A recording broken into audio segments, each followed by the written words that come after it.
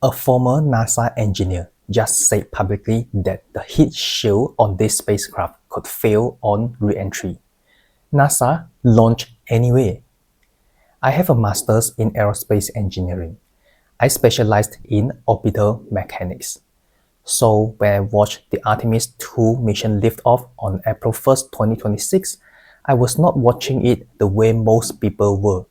I was watching it the way an old doctor watches someone else operate. And what I noticed made me go 3 layers deep. Because here's the thing the celebration coverage did not tell you. On the same night that 4 astronauts climbed into that spacecraft knowing about the heat shield problem, the company building the next generation of rockets filed for a $1.7 trillion IPO. One night, 2 versions of the same industry, and your money is already in both of them. Let me take you back to April 1st, 2026 and show you exactly what was on that launch pad. The Space Launch System, the SLS. It stands 98 meters tall. That is roughly the height of a 30-story office building. At liftoff, it produces 8.8 million pounds of thrust. The Saturn V rocket that carried Apollo astronauts to the moon in 1969 produced 7.6 million pounds. The SLS is the most powerful rocket NASA has ever launched. Inside was the Orion spacecraft. The crew named it Integrity. 4 people were on board. Commander Ray Wiseman, pilot Victor Glover, mission specialist Christina Koff, and mission specialist Jeremy Hansen from the Canadian Space Agency. Their mission is a 10-day flight around the moon. They are not landing. They are flying what the engineers call a free return trajectory. Are you following this? Here's what that means in plain language. They fly toward the moon. The moon's gravity bends their path around it. The physics of the orbit brings them home without needing to fire the engine. If something goes wrong, Earth is still the destination. That is the safety net. At 6:35 p.m. on 1st April 2026, the SLS lifted off from Pad 39B at Kennedy Space Center in Florida. Shortly afterward, a burn called the translunar injection fired for 5 minutes and 50 seconds. That burn pushed the crew to approximately 39,000 kilometers per hour, the speed needed to break free from Earth's gravitational hold.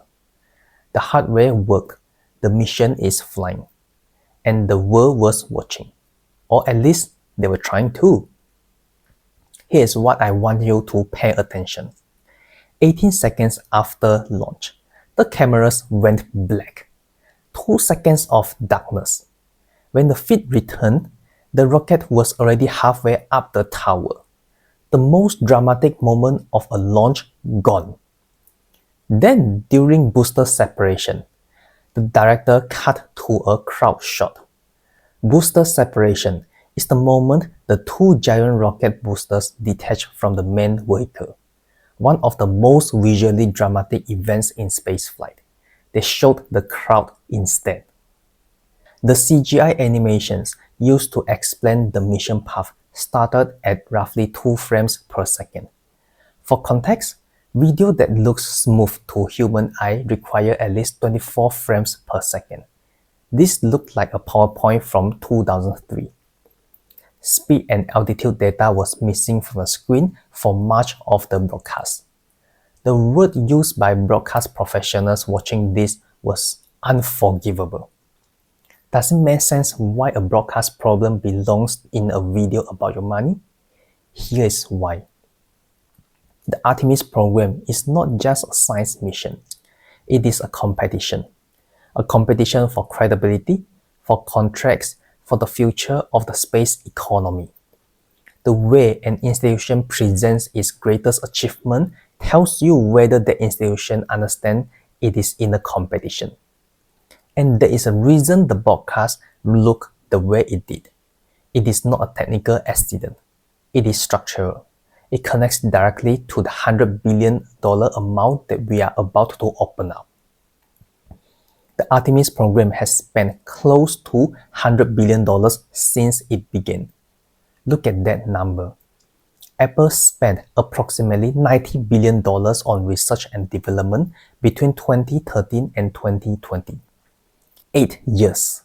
In the same window, Apple gave the world the Apple Watch, AirPods, Face ID, and the entire transition to Apple Silicon.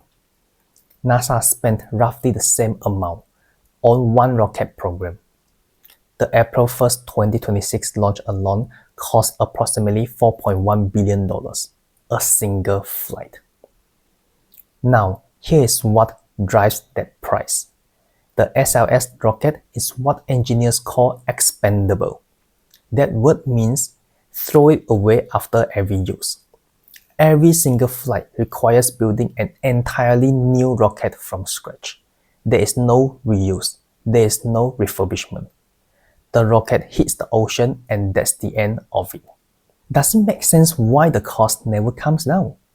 You are not running a service. You are manufacturing a brand new product every single time. But cost, as it turns out, is not the biggest problem. I mentioned at the start that a former NASA engineer said publicly the heat shield could fail. Now let me show you exactly who said that and what he found. His name is Charles Kamada. He is not a blogger. He is not a commentator.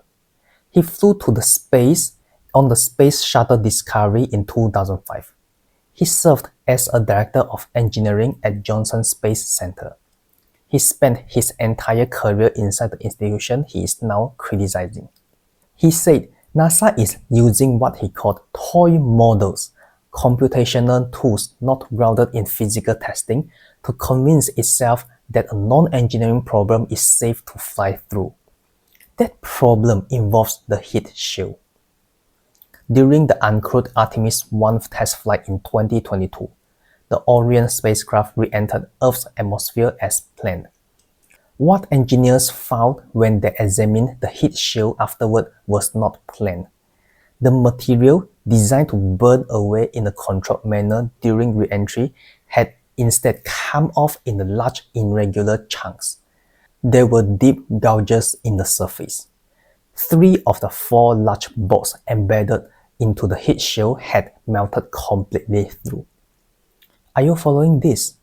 3 out of 4 bolts melted on the test flight with no crew on board. NASA's own internal documentation after Artemis 1 identified this as a potential loss of crew scenario if the same thing happened again. Loss of crew. That is the technical language. Read it for what it is. Charles Kamada's argument is this. NASA later added a mission called Artemis 3 as an additional near-Earth test specifically because of these safety concerns. But then they decided to fly Artemis 2 with a crew anyway. He argues the decision was driven not by engineering confidence, but by what he called sunk costs and issues of faith. $100 billion already committed, a schedule with political weight behind it, and an engineering red flag covered with models instead of physical tests.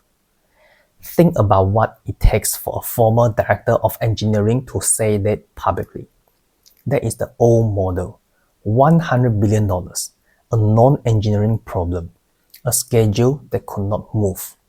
Now here is what was happening on the other side of this story, same night. On April 1st, 2026, the same evening the SLS lifted off in Florida, SpaceX quietly filed its confidential IPO registration with the US Securities and Exchange Commission. SpaceX, founded by Elon Musk, the company that has launched more rockets in the past 5 years than any other organization in human history. The company is targeting a valuation of $1.75 trillion. To put that in perspective, that would make the SpaceX IPO more than 3 times larger than the biggest US IPO ever recorded. Think about that timing. The most expensive government rocket program ever built takes its first crude step. And on the same evening, its most significant private competitor tells the world it is ready to let you own a piece of it. That is not a coincidence, that is a signal. Here is the structural difference that explains everything we have seen so far. NASA uses what engineers call a simulation-rich development approach. Build models, run simulations, fill gaps with computational predictions. Reserve physical testing for only the most critical systems. It is cautious and methodical. It makes sense in an era when building a real rocket to test costs hundreds of millions of dollars. SpaceX uses a hardware-rich approach. Build the thing, test it, watch it fail, find out exactly why. Build the next version faster and cheaper. In the industry, this is called fail fast and iterate. Does it make sense why these two approaches produce completely different cost structures? The simulation-rich model protects every decision behind layers of analysis. Each simulation takes time. Each analysis costs money. And when something goes wrong that simulation did not predict, there is no physical data to learn from, just more models. The hardware-rich model produces explosions, publicly on camera. SpaceX has destroyed more rockets intentionally than most countries have ever launched. But each explosion produces real data, and each new version costs less than the last. Now the number that ties this together. The SLS rocket costs $4.1 billion per flight because it is thrown away after every use. SpaceX's Falcon 9 rocket lands itself back on a drone ship in the ocean after launch, refuels, flies again, same physical hardware, multiple missions. The cost per Falcon 9 launch is approximately $67 million. Look at these two numbers side by side. 4.1 billion, 67 million. There is not an efficiency gap. That is a different model of doing business entirely. I am doing a full video on the SpaceX IPO next, what the $1.75 trillion valuation actually means for a retail investor, whether you can realistically get in at the IPO price, and what happens to the people who buy after the passive funds have already pushed the price up. If you want to be the first to know when that video is out, subscribe now. That is the work you do before the hype machine turns on. Now, here's where your money already sits in the story right now. You may not be American. Some people watching this are not. So let me be direct about why this story is already inside your money regardless of where you live. First, if you hold any global index fund or any broad market ETF, you almost certainly own Boeing. Boeing built the core stage of the SLS rocket. Boeing has lost more than $100 billion in shareholder value over the last 5 years. It is still collecting NASA contracts. The old model is already in your portfolio whether you put it there on purpose or not. Second, the SpaceX IPO, when it completes, will be one of the largest public market events in years. It will be available to investors globally. That window is coming. Understanding what you are buying before the hype arrives is the work you do now. Third, and this is the one that matters most for your thinking. Space is becoming infrastructure. Here's what that word means in terms of your money. Infrastructure is the layer that everything else runs on. The internet was infrastructure. Mobile networks were infrastructure. Before those, railways. Before those, shipping routes. Here's what history shows every single time a new infrastructure layer was built. The first version is always government funded, expensive, slow, exploratory. Then private capital builds the second version, cheaper, faster, scalable, and the wealth created in that second phase has consistently been enormous. Are you following the pattern? NASA, with government funding, built the first generation of space access infrastructure. Expensive rockets, expendable hardware, decades of development. The second generation is being built right now. Reusable rockets, global satellite connectivity, eventually manufacturing in orbit. Eventually, computer infrastructure that does not need to sit on a planet. The question for your money is not whether this shift is happening. It is already happening. The question is whether you understand it early enough to think clearly when it becomes a mainstream conversation. Think about the people who understood in 2007, when the first iPhone launched, that mobile internet was going to be the next infrastructure layer. Not just the people who bought Apple stock that day, the people who understood the pattern, who recognized that an era of mobile-first businesses was beginning, the decade of wealth creation that followed. So here's what April 1st, 2026 showed us. A $100 million rocket launch with a heat shield its own engineers had flagged.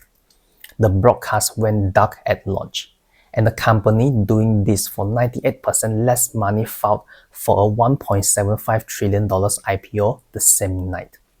The space economy is real. The old model is cracking. The new model is about to be publicly tradable.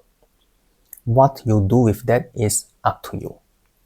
The SpaceX IPO is getting its own full video, and it will be released next.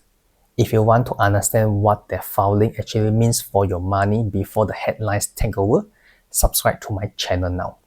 Every video on this channel goes 3 layers deep, past the press release, past the narrative, into what is actually happening and why it matters to your money. The NASA crew named their spacecraft Integrity. They knew about the heat shield problem. They climbed it anyway. What does it take for 4 people to do that? And what does it tell you about what $100 billion actually buys? Think about that.